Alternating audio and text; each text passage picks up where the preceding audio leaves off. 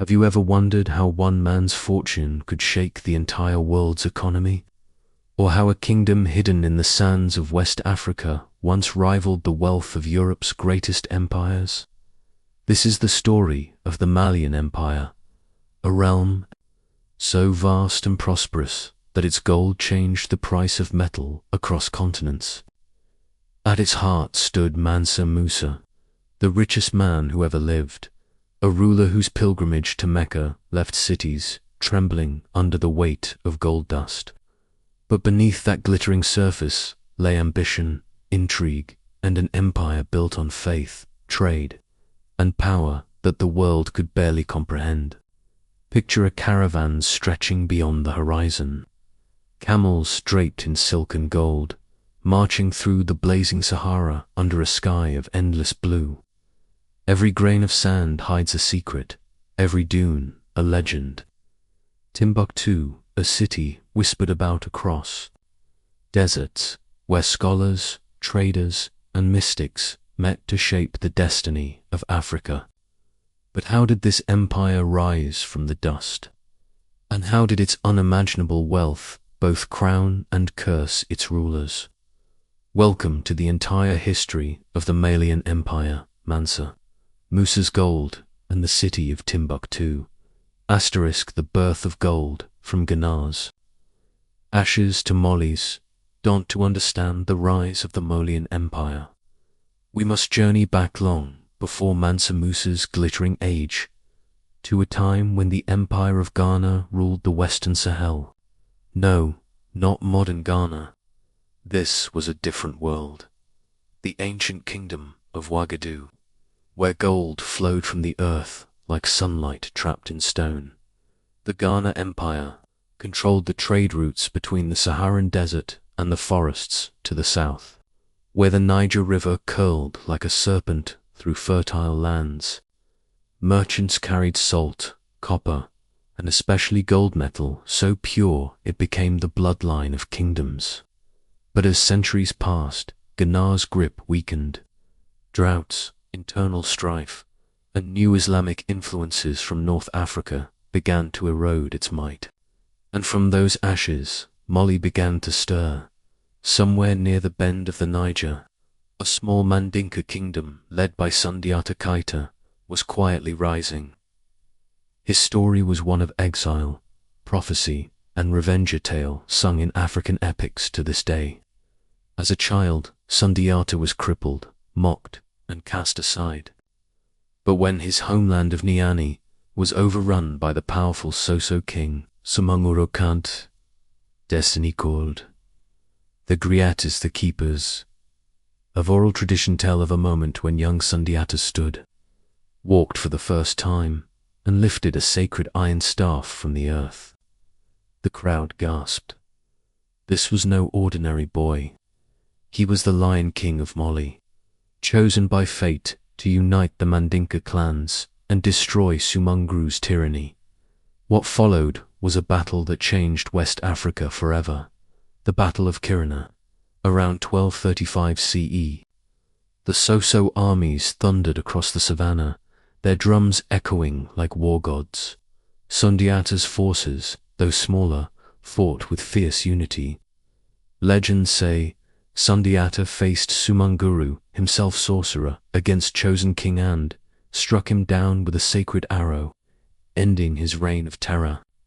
From that victory, the Empire of Mali was born. But Sundiata was not just a conqueror, he was a builder. He united dozens of ethnic groups, established laws known as the Kudakon Fuga, and transformed Mali into a federation of loyalty, wealth, and trade. Under his rule, Niani became a bustling capital where merchants from all directions brought gold, ivory, and slaves in exchange for salt, horses, and fine cloth from the north. The world beyond began to take notice. Caravans from the Maghreb, the Berber tribes, and even distant Egypt spoke of a powerful new kingdom where gold seemed limitless.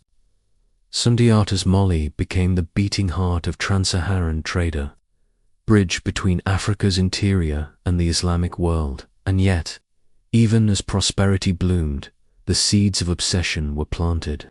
For in Mali, gold was more than wealth, it was divine.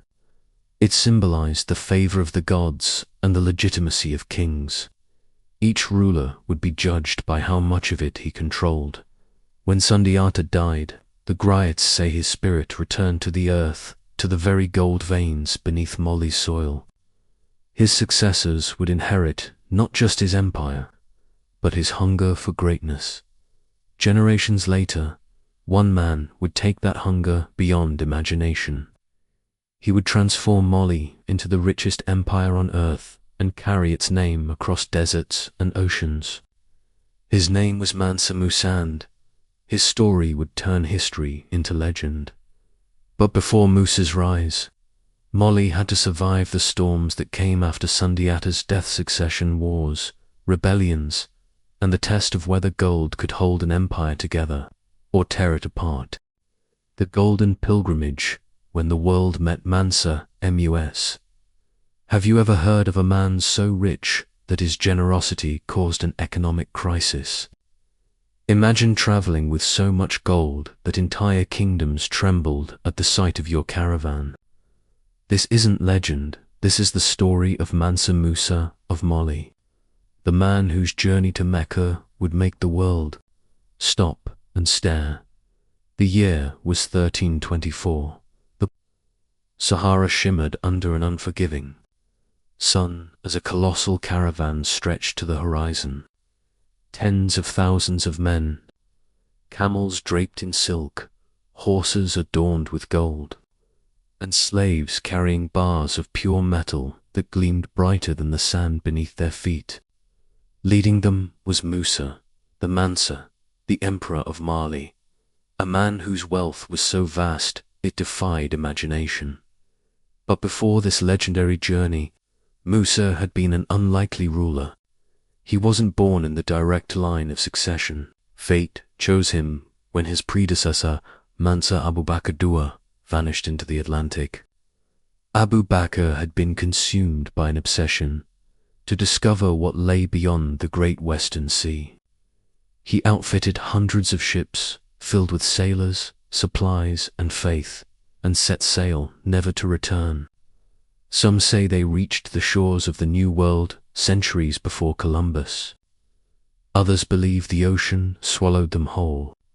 Either way, when Abu Bakr disappeared, Musa was left to rule an empire standing at the edge of mystery.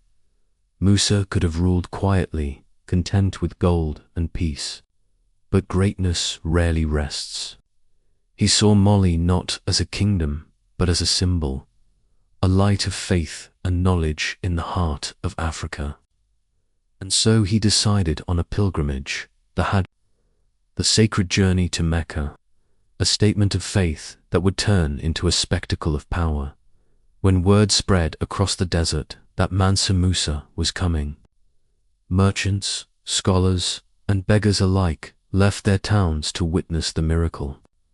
His caravan reportedly included 60,000 men, 12,000 slaves, and 100 camels, each carrying hundreds of pounds of gold. The world had never seen such wealth move across the earth. Every step glimmered. Every gift was gold. When he reached Cairo, the gateway to the Islamic world, the city held its breath. The Sultan of Egypt, Al-Nasser Muhammad, sent word inviting Musa to his palace. But Musa, ever proud, refused to bow to any earthly ruler, only to God.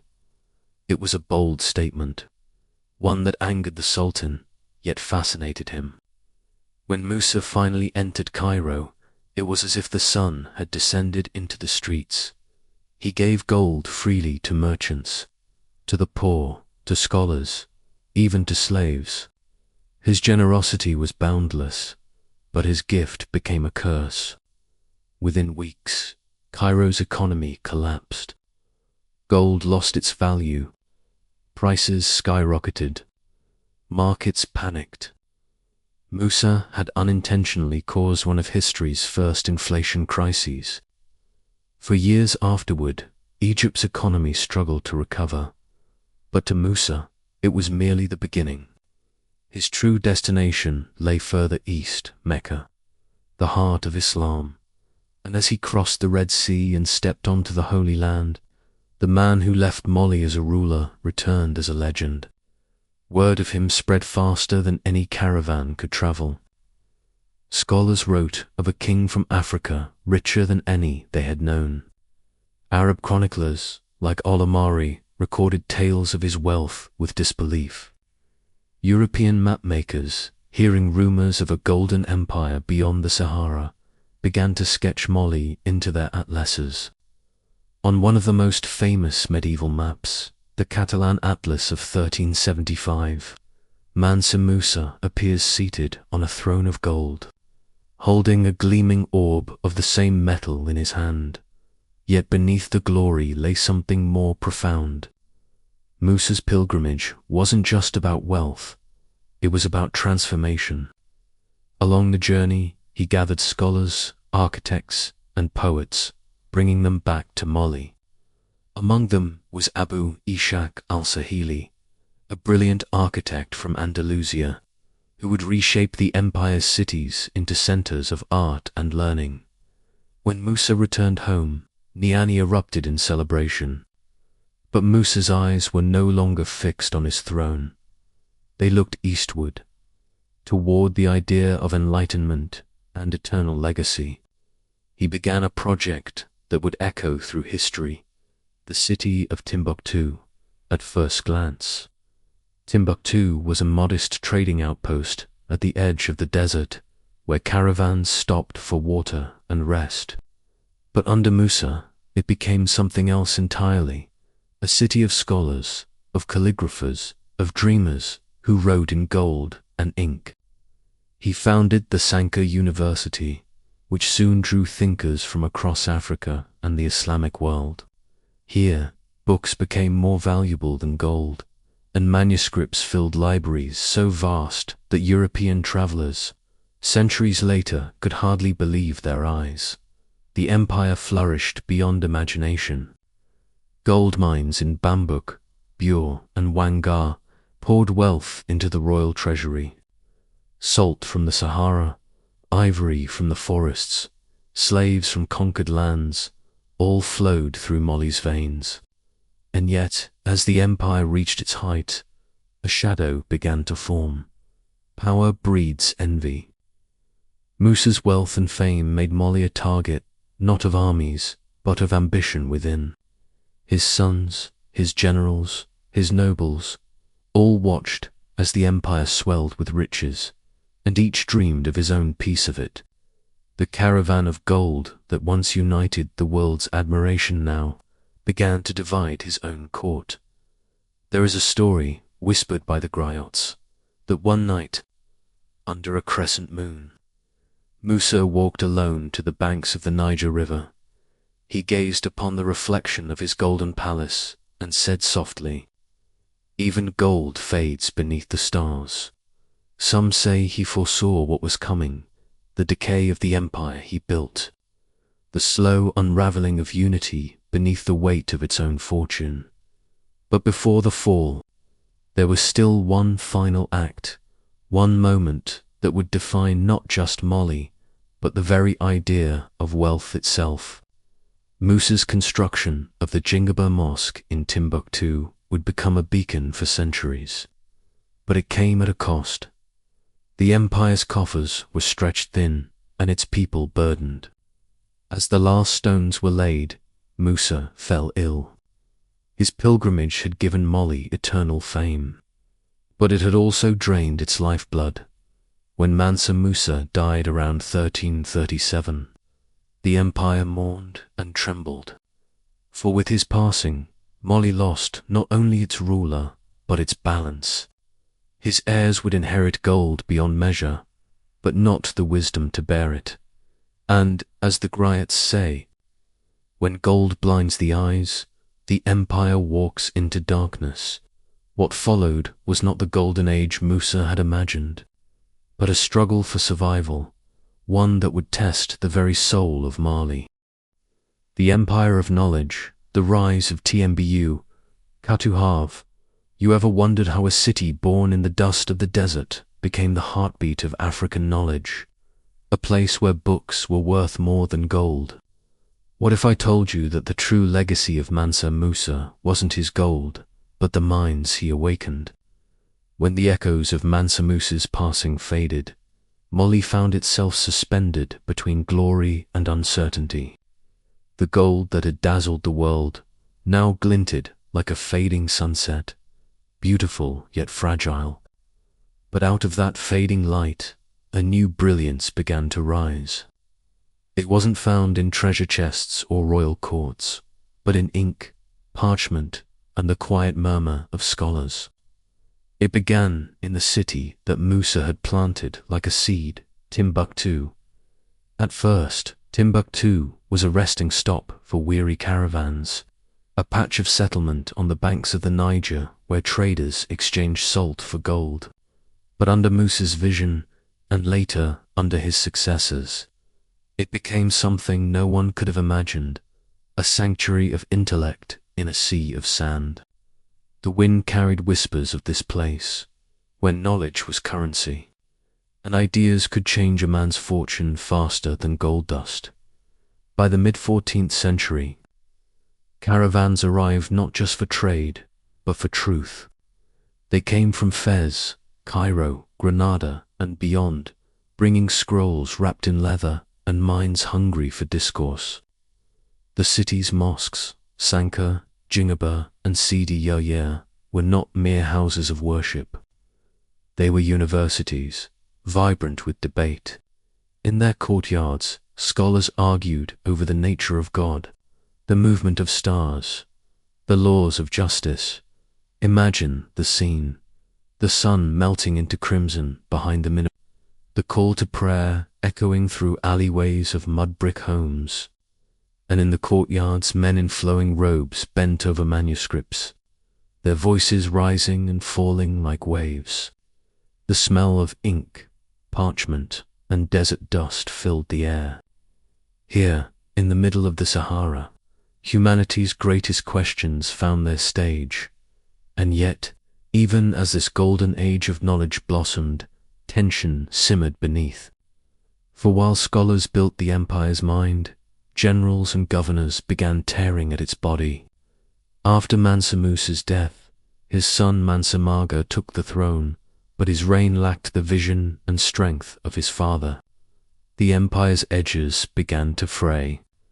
Provinces once loyal now grew restless. The desert traders who once revered Mali's gold now whispered that the empire had lost its soul. But in Timbuktu, a new kind of power was emerging, not born from gold or armies, but from books. Among the scholars was one who stood out, Ahmed Baba, who would later be remembered as the greatest intellectual of West Africa. Though he was born a century after Musa, his life symbolized what Musa's legacy had made possible.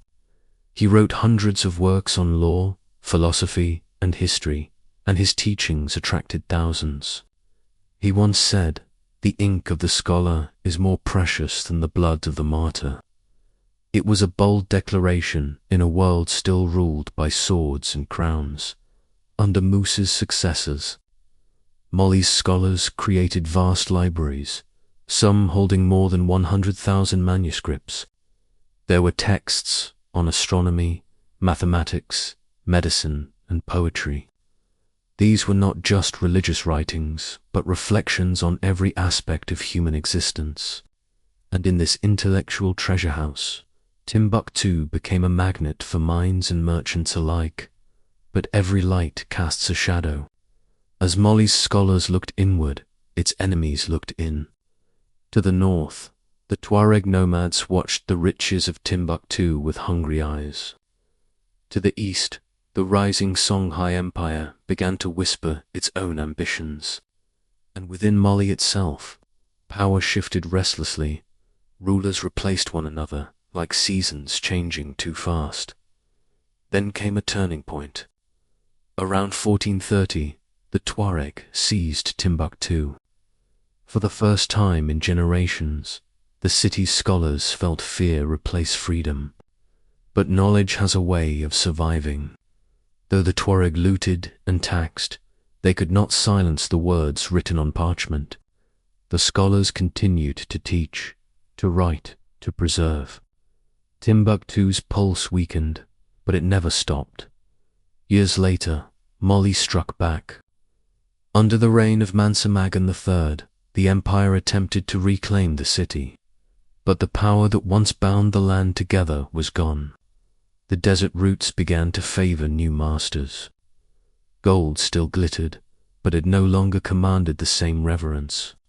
The world's attention shifted east toward Gao, where a new empire was awakening under the Songhai.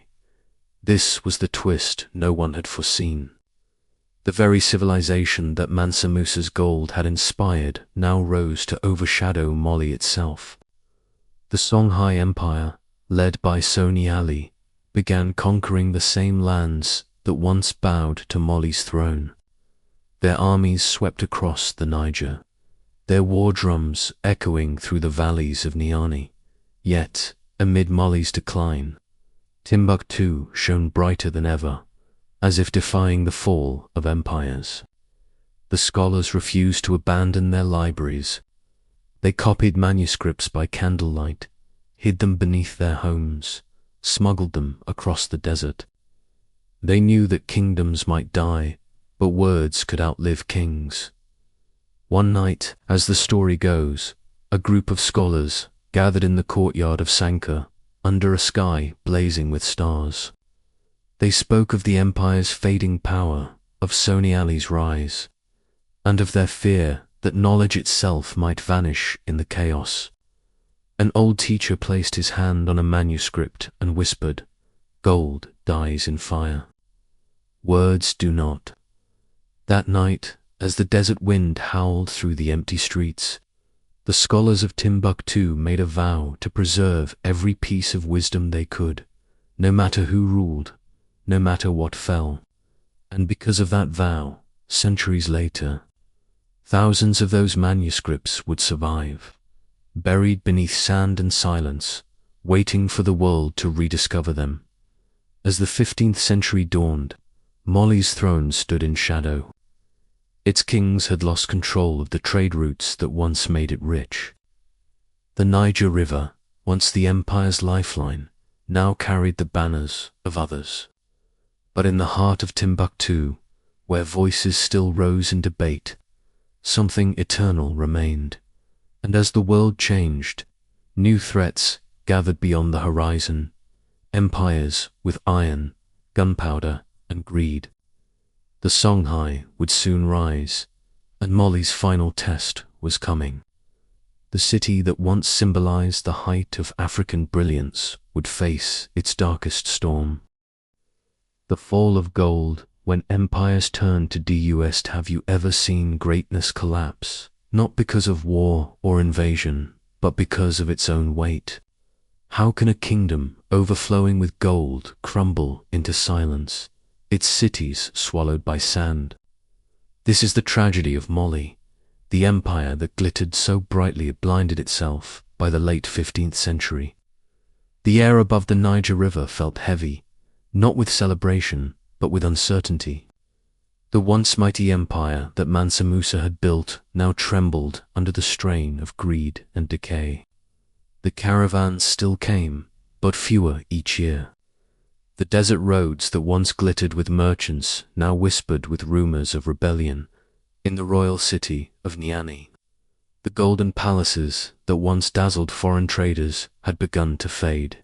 The walls cracked, the banners drooped, and the songs that once praised the Mansa grew quieter. The throne was no longer a symbol of divine strength. It had become a prize in an endless struggle for power. The sons of kings now turned against one another. Ministers conspired. Soldiers sold loyalty to the highest bidder. The empire that once united a continent now tore itself apart from within. Beyond the Niger's shimmering curve, new powers watched. To the east in Gao, the Songhai Empire rose like a lion from the grasslands. Their ruler, Soni Ali, Was everything Mali's fading kings were not fierce, cunning, and utterly relentless? He commanded an army that moved like a river in flood. Horsemen, canoes, foot soldiers, all driven by hunger for dominance. And Soni Ali had set his eyes on Mali's crown jewel, Timbuktu. For centuries, Timbuktu had been the pride of Mali, the city of scholars, the city of light. But now it stood vulnerable, like a candle in the wind. When Soni Ali's forces appeared on the horizon, the people of Timbuktu knew they were witnessing the end of an age. The attack was swift and merciless. The scholars who once filled the streets fled into the dunes. Libraries burned, the air filled with the sound of crackling parchment and crumbling dreams. Yet even as fire devoured the manuscripts, some were hidden beneath floors, sealed in clay jars, or smuggled to distant villages. Knowledge refused to die, even when kings fell. Mali tried to resist. Armies were raised, alliances forged, but the empire's heart was weak. Each battle drained its strength further. By the time Soni Ali took Gao and Timbuktu under his control, Mali's borders had shrunk to a fraction of their former glory. The empire that had once stretched from the Atlantic to the edge of the Sahara was now only a memory. And yet, amidst this ruin, one man still dreamed of restoration: Mansa Musa III, one of Mali's last rulers. He ruled not from a throne of gold, but from a fortress surrounded by sand. He sent envoys to distant allies, trying to rekindle the trade routes and reforge the empire's bonds. For a moment, it seemed hope might flicker again, but fate had other plans. In 1591, far to the north, the Moroccan Sultan Ahmad al-Mansur looked upon Mali and saw opportunity. The salt mines of Tagaza and the gold fields of Bambouk tempted him like the mirage of a golden sea. He ordered an army, 5,000 men, armed with something West Africa had never faced before: guns. The invasion force crossed the desert under a burning sun, led by Judah Pasha, a Spanish-born commander serving Morocco. Their journey was brutal: heat, thirst, and endless dunes. But when they emerged on the edge of the Niger, the fate of an empire hung in the balance. Mali's armies, still fighting with spears, bows, and swords, met them at the Battle of Tindibi. The ground trembled as thousands clashed, but when the Moroccan cannons roared, it was as if the heavens had split open. Warriors who had never heard such thunder broke and ran. The sound of gunfire shattered not only bodies, but centuries of invincibility. The empire that once ruled through gold fell to iron and smoke. Mansa Musa fled south, and the Moroccan troops seized Gao and Timbuktu. The once great Mali was now a shadow, its trade routes disrupted, its scholars scattered, its glory swallowed by the very desert it had once conquered. And yet, in that defeat lay the most haunting image of all: Timbuktu, still standing amid the ruins, quiet but unbroken. The city became a ghost of its former self, its golden domes dulled by dust, its libraries sealed away. Foreigners came searching for treasure and found only silence. They could not see that the real treasure, the knowledge, the manuscripts, the spirit of learning was hidden deep within its people. It is said that centuries later, when explorers from Europe arrived, they expected to find streets paved with gold. Instead, they found crumbling walls and winds that whispered of a forgotten greatness. They wrote in disbelief that once this barren place had shaped kings and scholars, that its rulers had changed the price of gold across continents. But for those who listened closely, the desert still carried echoes, the chants of pilgrims. the hoofbeats of Musa's caravan, the faint scratch of a scholar's pen. The empire had fallen, yes, but its memory refused to die. Mali's legacy became a legend, buried but not lost. Its manuscripts, thousands of them, would sleep beneath the sands for centuries, waiting for the world to rediscover them. And when they were finally unearthed, they revealed something extraordinary, a civilization of writers, astronomers, poets, and philosophers who had once made Africa the heart of the world's wisdom. The fall of gold was not the end. It was a transformation from empire to memory, from wealth to wisdom. The Mali that crumbled in fire was reborn in ink. But even legends are never truly safe. The same greed that once brought Mali its wealth would soon return in another form, not from deserts, but from across the sea. The age of empires was not over. It was merely changing faces. Echoes of the Golden Empire, the legacy of Mansa Musa, and the forgotten libraries of Timbuktu. Keita, have you ever wondered what happens when an empire dies? When its palaces crumble, its rulers fade, but its ideas refuse to be buried? Can the memory of gold survive longer than gold itself? Centuries after the fall of Mali, the winds that once carried the scent of spice and ink now swept over silence. The empire of Mansa Musa had long vanished, its once glorious cities reclaimed by the desert. The golden caravans no longer crossed the Sahara. The Niger River flowed on, indifferent, carrying with it echoes of a world that had shaped history. Yet something lingered, something the conquerors could never touch. It slept beneath the sands, hidden inside the walls of forgotten homes, sealed in trunks that had not been opened in generations. The true wealth of Mali was not the gold that dazzled the world, but the words that had outlived it. The manuscripts of Timbuktu, thousands upon thousands of them, remained. Written in Arabic and African languages, they chronicled astronomy, medicine, law, poetry, mathematics, and philosophy. They spoke of trade routes and dynasties, of eclipses and prayers, of hearts and heavens.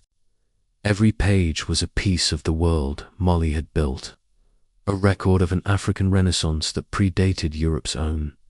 For centuries, the world forgot them. Maps redrew Africa as a blank space, a land without history, without civilization. Explorers came searching for gold, unaware that beneath their feet lay a treasure far greater. The stories of Mansa, Musa, and Timbuktu turned into myth, half-believed tales told in foreign courts. In Europe, he became the king of gold, a symbol of distant wealth. But few understood the civilization that had birthed him. But memory has a strange way of surviving. Even as empires rose and fell, families in Timbuktu guarded their manuscripts as sacred heirlooms. They hid them in walls, in caves, under beds of sand. Fathers passed them to sons, mothers to daughters. Some risked death to keep them safe when raiders came. To them, these were not relics. They were voices of ancestors, whispers of identity. Then came the modern age, and with it, rediscovery. In the 19th century, European explorers stumbled upon Timbuktu, expecting golden palaces and rivers of treasure. What they found instead confounded them, a modest town of clay and dust, quiet and ordinary. They left disappointed, never realizing that beneath those earthen walls slept the true glory of the African past. It wasn't until the late 20th century that the manuscripts began to speak again. Local scholars and historians, led by families who had preserved them for generations, began to uncover the library's tens of thousands of texts carefully preserved through time. The world was stunned. Here was proof that Mali had not only been rich, but brilliant, that its people had studied the stars, debated theology, and recorded law centuries before the Renaissance. Among these manuscripts was one that spoke of Mansa Musa's pilgrimage, describing the journey through Cairo and the shock it caused across the world. Another contained medical knowledge from Andalusia and Egypt, adapted by African physicians. Some were treatises on mathematics, others poems of love and devotion. Together, they painted a picture of an empire that had valued the mind as much as the crown. But just as these voices began to re-emerge, danger returned. In 2012, armed groups invaded northern Mali. Timbuktu once again trembled. The modern world watched as history threatened to repeat itself. The militants sought to destroy what they saw as heresy, the ancient libraries, the manuscripts, the memory of Mali's greatness, and yet, in the face of darkness, history repeated not tragedy, but courage. Ordinary people, librarians, teachers, merchants, risked everything to save the past. They smuggled the manuscripts out of the city in chests and boxes, hiding them in boats and donkey carts, moving them under the cover of night.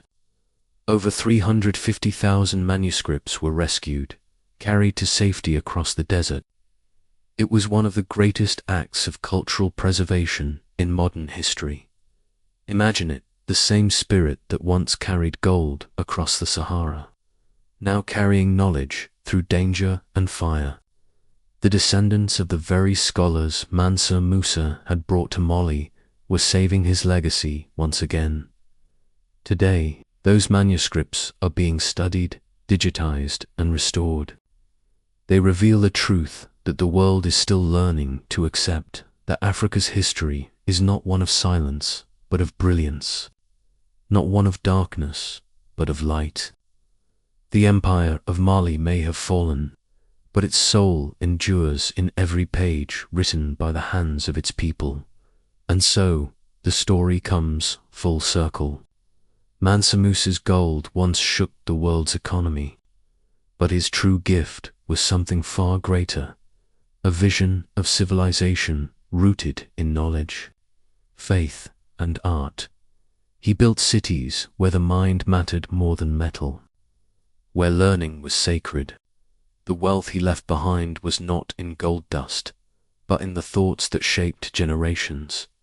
But the story does not end here.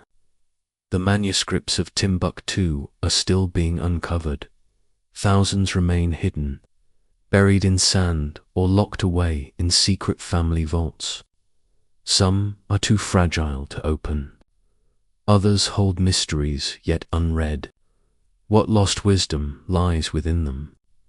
What forgotten stories of kings, queens, healers, and astronomers wait to be rediscovered?